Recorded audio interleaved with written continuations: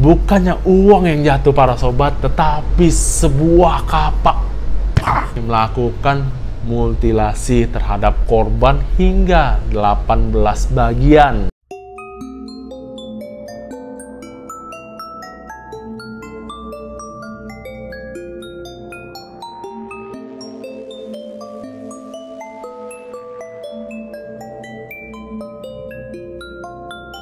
Halo para sobat, back to again dengan saya Andre Wijaya. So, welcome to my channel. Gimana nih kabar para sobat? Semoga sehat selalu ya para sobat ya. Di sini saya ingin membahas sebuah kasus yang cukup kejam para sobat, di mana mantan penyanyi era 80-an melakukan pembunuhan dan memutilasi korbannya hingga menjadi 18 bagian para sobat. Mungkin dari sebagian para sobat mungkin sudah tahu ya tentang kasus ini ya, tapi tidak ada salahnya kita kembali membahas para sobat. Dan inilah kasus Mona Fandey. Jangan lupa like, komen, dan subscribe ya para sobat, oke?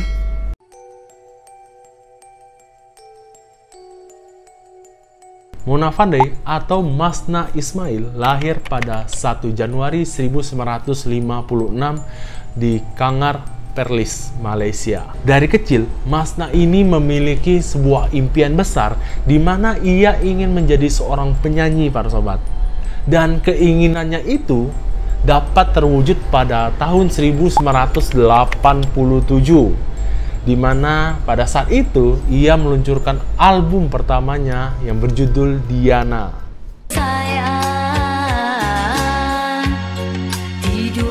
Dan kesuksesan Masna ini tidak luput dari support sang suami tercinta, yaitu Muhammad Afandi Abdul Rahman. Sedangkan nama panggung Mona Fandey ini berawal dari panggilan sayang sang suami terhadap si Masna ini. Jadi nama panggungnya jadi Mona Fandey ya para sobat ya. Tetapi masa kejayaan Mona ini terbilang cukup singkat para sobat. Mona ini kalah saing dengan pendatang baru yang tentunya lebih cantik dan lebih mahir. Dikarenakan karirnya yang kian meredup, Mona ini akhirnya banting setir menjadi seorang dukun. Nah loh, biasanya kan artis-artis itu yang menjadi politisi atau menjadi pengusaha ya. Nah, beda sama Mona. Mona ini banting setir menjadi dukun. Dan katanya dia sudah berguru entah kemana. Ada juga yang katanya ke Medan. Karir nyanyinya ini boleh meredup para sobat, tetapi karir dukunnya ini melejit pesat para sobat. Mungkin dikarenakan ilmunya ini sangat sakti ya. Ilmu si Mona ini sangat sakti, hingga menjadi perbincangan dari mulut ke mulut. Jadi tak heran nih, banyak orang-orang yang datang untuk konsultasi dan bahkan memakai jasanya si Mona. Sampai pada seorang politisi yang pada saat itu sedang naik daun bernama Maslan Indris. Datuk Maslan Indris ini seorang anggota dewan bagian Pahang Tengah yang ingin memakai jasa Mona untuk memperlancar karir politiknya dan menduduki tangga partai. Tetapi jasa Mona itu terbilang cukup mahal para sobat ya, dimana Mona ini mematok harga yang sangat tinggi, yaitu 2,5 juta ringgit. Datuk Maslan ini ya sudah kepengen jenjang karirnya ini naik gitu loh. Jadi dia ini mengiyakan. Nah, dengan DP dia membayar dulu 500.000 ringgit.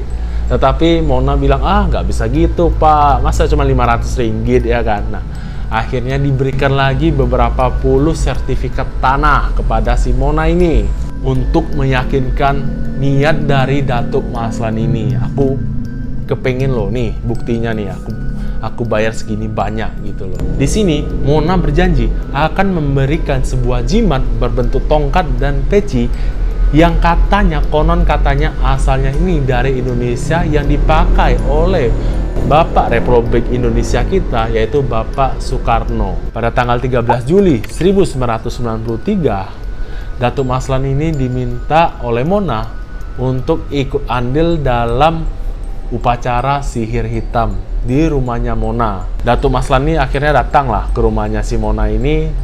Nah, Mona ini meminta Datuk Maslan ini untuk berbaring Datuk, baring kan. Saya baca jampi-jampi sambil menaburkan bunga gitu ya Datuk ya.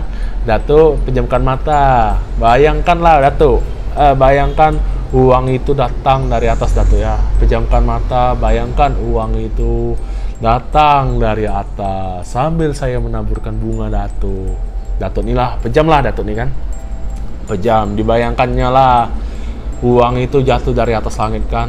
Bukannya uang yang jatuh para sobat, tetapi sebuah kapak. Sebuah kapak yang dibawa oleh asisten Mona nih, asisten Mona yang bernama Juraimi Hasan. Jadi Juraimi Hasan ini selama upacara dia sembunyi. Nah, pas Datuk itu memejamkan mata kan, nah, dia diam-diam masuk ke dalam upacara itu langsung jas. Putuslah leher si Datuk tuh. Akhirnya Mona, suami dan asistennya ini melakukan mutilasi terhadap korban hingga 18 bagian. Dikuburlah bagian-bagian tubuh tersebut ke dekat rumahnya si Mona lah. Berselang sehari setelah pembunuhan tersebut, Mona ini pergilah ke Kuala Lumpur. Foya-foya nih, woi, banyak duit aku foya-foya.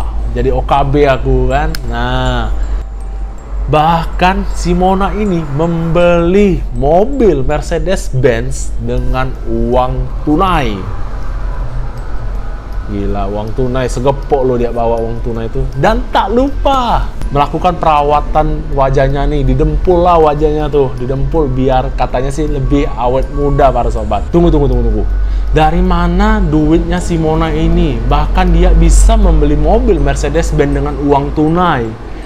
Dari Datuk lah, Datuk Maslan lah yang diambilnya duit Datuk Maslan ini.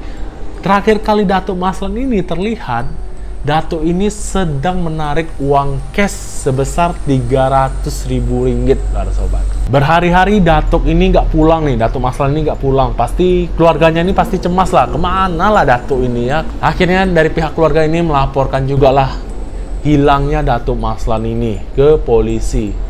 Polisi ini sudah melakukan pencarian tapi mengalami jalan buntu, para sobat. Tidak ditemukan jejak sedikit pun dari Datuk Maslan. Sebenarnya sih dari Mona ini sudah bermain cukup ciamik ya, cukup ciamik hingga polisi ini mengalami buntu, jejak buntu, gak ada pencerahan gitu dalam pencarian hilangnya Datuk Maslan ini. Namun di sisi lain, asisten Mona ini tertangkap, si Juraimi ini tertangkap oleh polisi sedang menggunakan narkoba. Nah, mabuk kan dia, mabuk. Aduh, mabuk.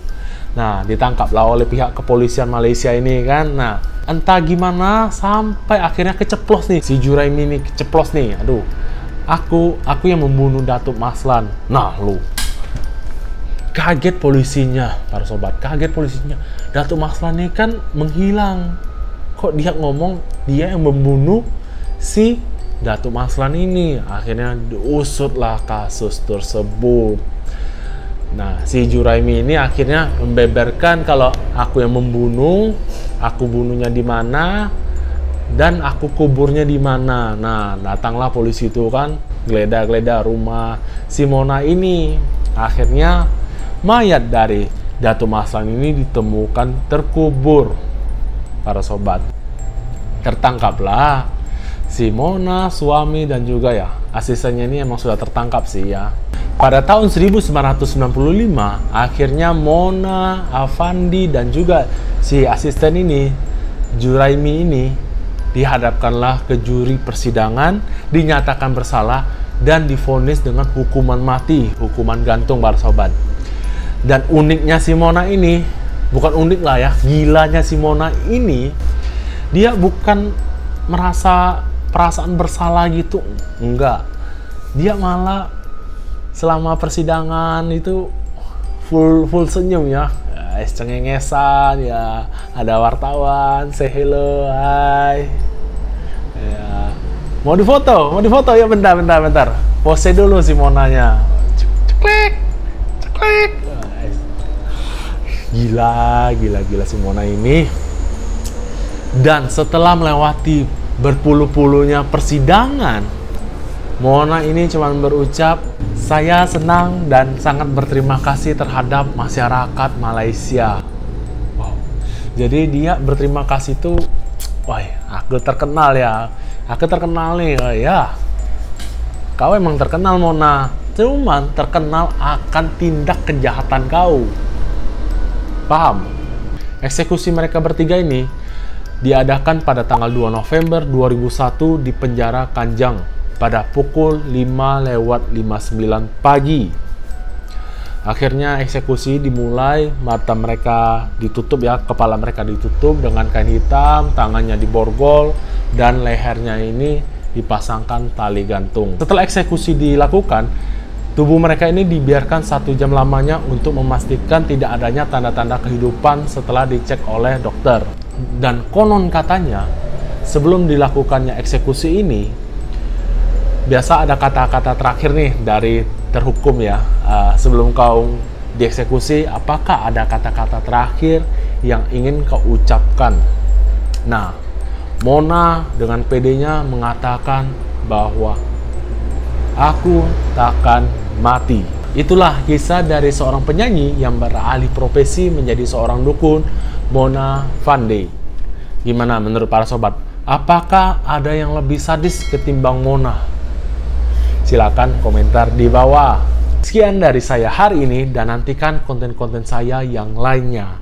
Dan bila saya ada penyampaian atau kata yang kurang berkenan di hati para sobat, mohon dimaafkan. Jangan lupa like, komen, dan subscribe. Dan next, apalagi? Ciao.